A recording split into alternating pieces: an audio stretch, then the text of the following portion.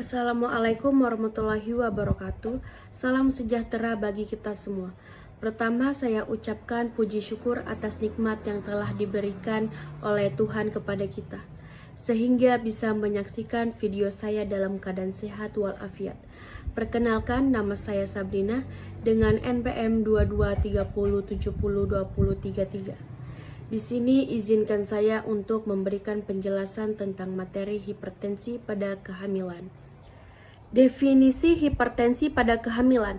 Seorang wanita dikatakan hipertensi pada kehamilannya jika tekanan darahnya di atas 140/90.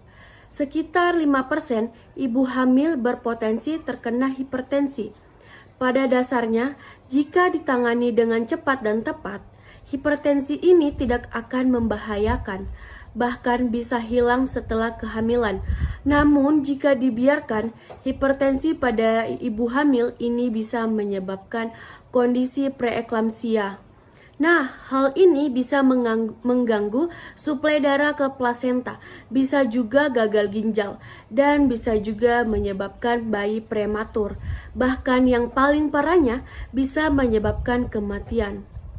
Penyakit hipertensi pada kehamilan ialah kelainan pembuluh darah sebelum ataupun muncul pada kehamilan ataupun ketika nifas yang dapat menyebabkan komplikasi pada 2-3% kehamilan yang merupakan sumber utama penyebab kematian pada ibu.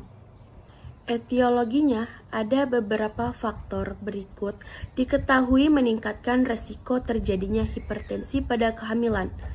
Yang pertama, usia wanita kurang lebih dari 20 tahun atau lebih dari 40 tahun. Yang kedua, memiliki riwayat hipertensi gestasional atau preeklamsia di kehamilan sebelumnya. Hipertensi gestasional itu peningkatan tekanan darah di atas normal yang terjadi setelah usia kehamilan 20 minggu tanpa adanya riwayat hipertensi sebelum kehamilan. Yang ketiga, memiliki riwayat keluarga dengan hipertensi gestasional. Yang keempat, memiliki diabetes. Mengapa sih diabetes bisa menyebabkan hipertensi pada kehamilan? Karena kadar hormon berubah sehingga membuat tubuh lebih sulit untuk memproses gula darah secara efisien. Diabetes akan meningkat jumlah total cairan dalam tubuh yang cenderung meningkatkan tekanan darah. Yang kelima, memiliki penyakit ginjal. Adapun manifestasi klinisnya. Yang pertama, spasme pembuluh darah ibu serta sirkulasi dan nutrisi yang buruk dapat mengakibatkan kelahiran dengan berat badan dan kelahiran prematur. Yang kedua, mengalami hipertensi di berbagai level. Yang ketiga, protein dalam urin berkisar dari 1 hingga 4. Yang keempat, gejala neurologi seperti pandangan kabur, sakit kepala, dan hiperrefleksia mungkin akan terjadi. Kemungkinan akan mengalami nyeri di kuadran kanan atas. Yang keenam, berpotensi gagal hati. Yang ketujuh, meningkatnya enzim hati. Dan yang terakhir, jumlah trombositnya menurun. Prognosisnya, hipertensi dalam kehamilan yang sudah mengalami komplikasi atau pada pasien dengan komorbiditas dapat meningkatkan resiko mortalitas dan morbiditas maternal dan fetal. Pasien yang mengalami hipertensi gestasional beresiko mengalami hipertensi nantinya, dan juga penyakit lain yang terkait dengan hipertensi, seperti penyakit ginjal kronis dan diabetes mellitus. Sebuah studi prospektif yang melibatkan lebih dari 15.000 pasien melaporkan bahwa pasien hipertensi gestasional memiliki tekanan darah yang lebih tinggi secara signifikan di kemudian hari dibandingkan kontrol. Pasien hipertensi gestasional juga ditemukan memiliki profil lipid dan glikemik yang lebih buruk. Selain itu, anak yang lahir dari ibu dengan hipertensi dalam kehamilan telah dilaporkan lebih beresiko mengalami gangguan kognitif, gangguan mood, dan gangguan mental lainnya. Tetapi perlu diingat, bahwa resiko ini masih perlu dikonfirmasi oleh data lebih lanjut. Penata laksanaan. Beberapa penata laksanaan yang dapat dilakukan pada pasien dengan hipertensi dalam kehamilan di antara lain seperti hipertensi ringan. Pada kondisi ini dapat diatasi dengan berobat jalan. Pasien dianjurkan dengan tirah baring 2 kali 2 jam per hari dengan posisi miring agar mengurangi darah ke vena cava inferior.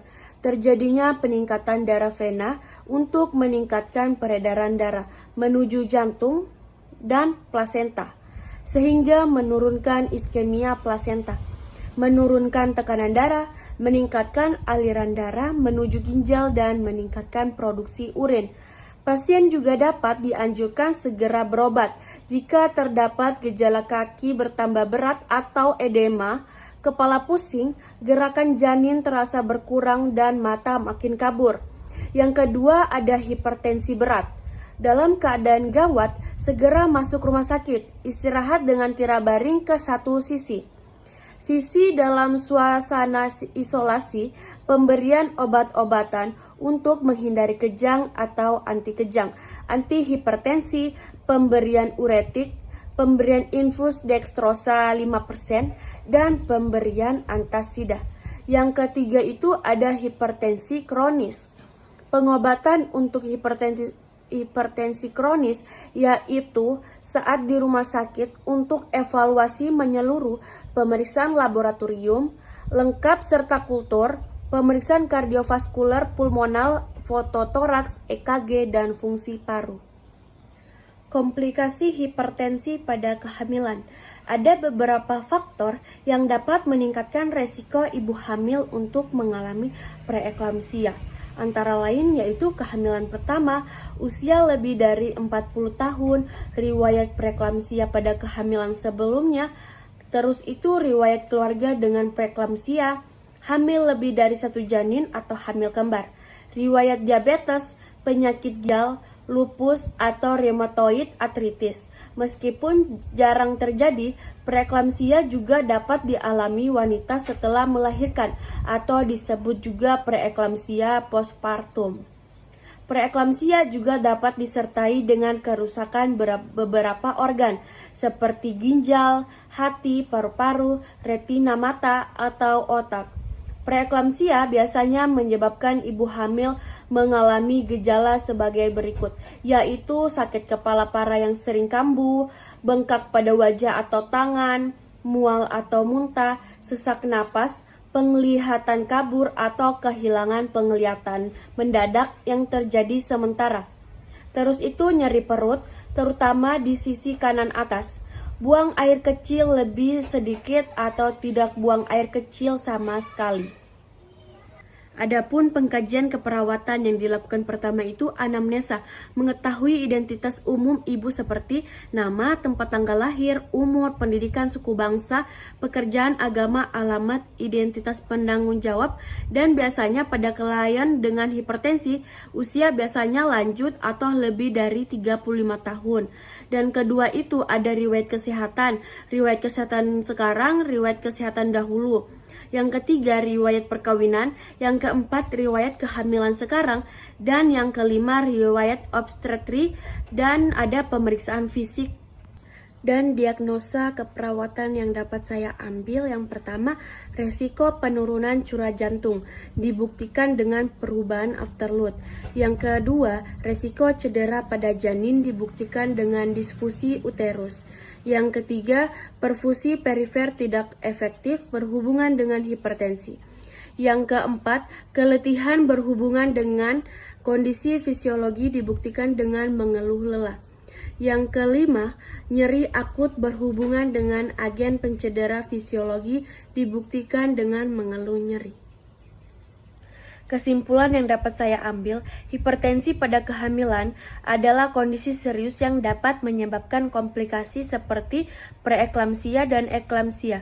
Penting untuk memantau tekanan darah selama kehamilan dan mendapatkan perawatan medis yang tepat untuk mencegah komplikasi yang lebih serius. Demikian beberapa hal yang bisa saya sampaikan. Sebelumnya saya mohon maaf apabila dalam penyampaian tadi mungkin ada kesalahan kata.